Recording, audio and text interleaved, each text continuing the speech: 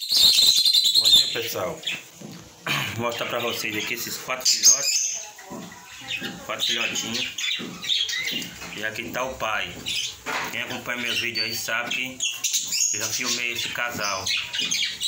E por falta de sorte a fêmea fugiu. Saiu e fugiu.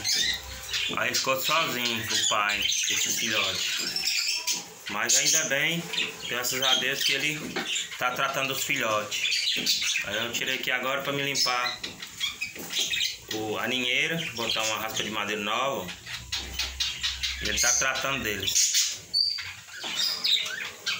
Ainda bem, porque eu pensei que eu ia perder esses filhotes, senão eu tinha que tratar na papinha, né?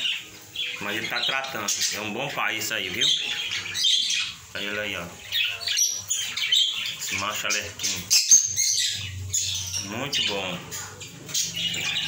Não deixe os bichinhos com fome. Até o próximo vídeo.